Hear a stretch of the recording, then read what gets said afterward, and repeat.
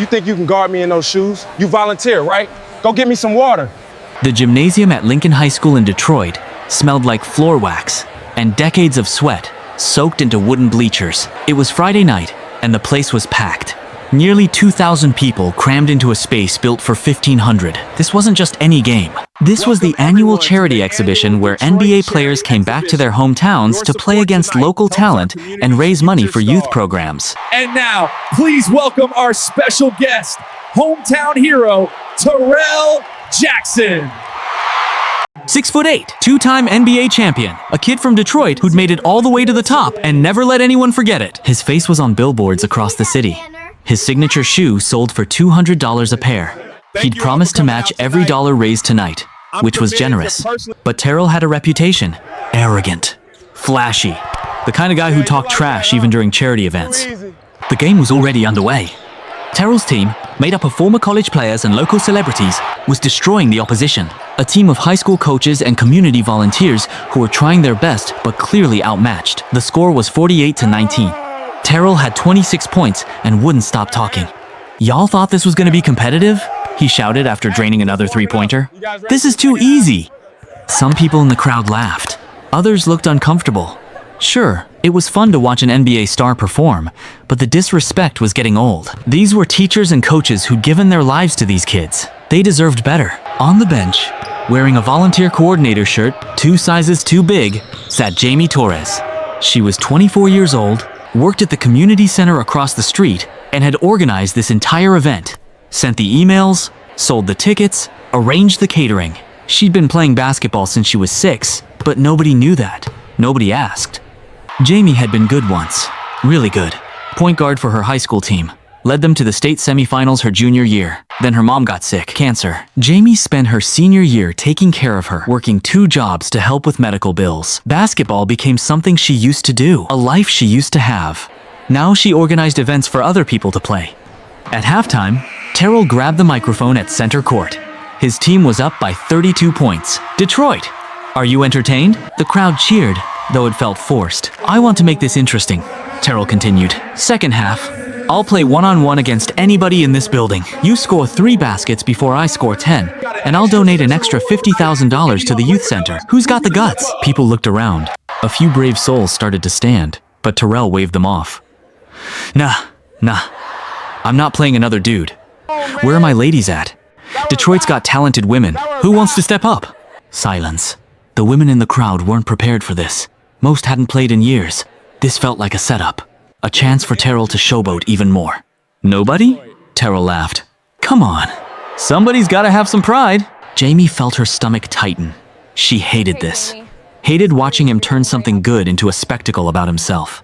Her best friend, Angela, sitting next to her, grabbed her arm. "You should do it," Angela whispered. "Are you crazy?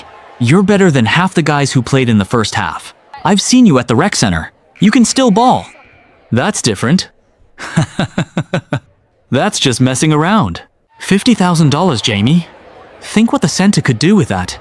Jamie looked at the court, at Terrell standing there with his $1 million smile, holding a microphone like he owned the world, at the crowd waiting for someone to give them something to cheer about, at the scoreboard showing a game that had stopped being fun. She stood up. "I'll do it," she said. Her voice wasn't loud, but the gym was quiet enough that people heard. Terrell turned. "What?" Jamie walked down from the bleachers. Every step felt impossible. 2,000 people watching. "I said, I'll play you." Terrell looked her up and down, saw the oversized volunteer shirt, the sneakers she'd bought at Target, the ponytail held together with a rubber band. His smile widened. "What's your name?" "Jamie Torres." "You play basketball, Jamie?" "Used to." "When's the last time you played a real game?" She hesitated. 6 years ago, the crowd murmured. Terrell laughed, but it wasn't mean. He seemed genuinely surprised anyone had volunteered. "All right, Jamie Torres, I respect the courage. Let's give her a hand, Detroit." People applauded, but it sounded like sympathy, like they were already sorry for what was about to happen. Someone brought Jamie a basketball. She held it, felt the familiar texture of the leather. Muscle memory flooded back. The weight, the grip, how it felt to control something, even if just for a moment. They decided Jamie would go first. Check ball at the top of the key. First to 3 baskets wins for her. First to 10 for Terrell. No refs. Call your own fouls. Terrell tossed her the ball. Ladies first. Jamie caught it, took a breath. The gymnasium went silent. You could hear the ventilation system humming overhead. Everyone leaning forward. She dribbled once, twice. Terrell was giving her space, barely guarding her, expecting her to chuck up a wild shot. Instead, Jamie exploded left. A crossover dribble that came from somewhere deep in her memory. Terrell reached, but she was already past him. One dribble to the basket. Layup. Clean. The crowd erupted. Terrell's smile faded a little. Okay, I see you. Ball back to Jamie. This time Terrell played her tight. Hand up. Serious now. Jamie took her time. Dribbled between her legs. Behind her back. Not showing off. Just comfortable. She'd done this 1,000 times. 10,000 times. In driveways. In parks. In gyms. Exactly like this one. She pump faked. Terrell jumped. Jamie stepped around him and hit a 10-foot jumper. The crowd was on their feet now, chanting her name. Jamie! Jamie! Jamie! 2 baskets down. 1 to go. Terrell wasn't smiling anymore. He checked the ball hard, trying to knock it from her hands. Jamie controlled it, backed him down. She was 6 inches shorter, 50 pounds lighter, but she was smart, used angles, leverage. She spun right, and Terrell moved to cut her off, but it was a fake. Jamie spun back left and hit a fadeaway jumper from 15 feet. Swish! 3 baskets. Game over. The gymnasium went absolutely insane. People screaming, jumping, strangers hugging each other. Angela rushed the court and lifted Jamie off her feet. Other volunteers followed. The high school band started playing. Terrell stood there, basketball in his hands, staring at Jamie like he was trying to solve an equation that didn't make sense. When the noise finally died down, he walked over to her. Up close, he looked different. Younger. More human. "Where'd you learn to play like that?" he asked. "Here," Jamie said. "Lincoln High. Class of 2019. Why aren't you playing somewhere?" The question hit harder than she expected. Life happened. Family stuff. Had to make choices. Terrell nodded slowly. He understood that. Before the NBA, before the championships and endorsements, he'd made choices too. Sacrifices people didn't see. "I came here thinking I was doing everyone a favor," he said quietly. "Showing up, donating money. But I forgot what it's actually like to love this game. Not for the cameras or the money, just for the game." He looked around at the crowd, at the kids in the front row wearing his jersey. "You just reminded me." He raised his voice so everyone could hear. "The 50,000 is yours. For the center.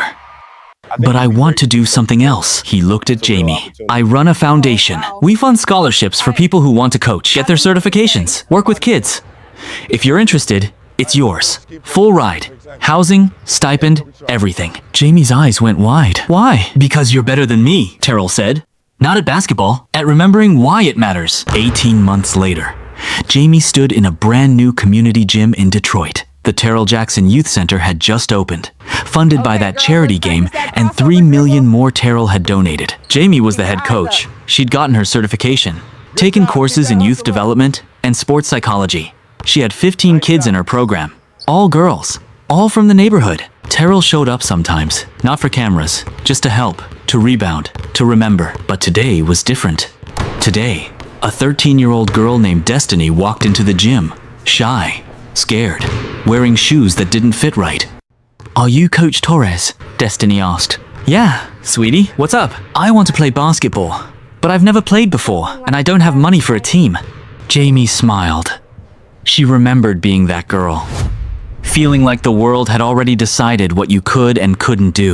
"We don't charge here," Jamie said. "We just ask that you work hard and help teach the next girl who walks through that door. Can you do that?"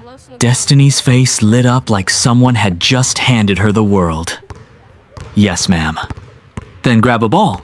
Let's get started." And they did. And if this story meant something to you, if it made you feel even a little, take a second to like the video, share it with someone who needs it today, and tell me your thoughts in the comments. And hey, don't forget to subscribe. There's always another story waiting for you here.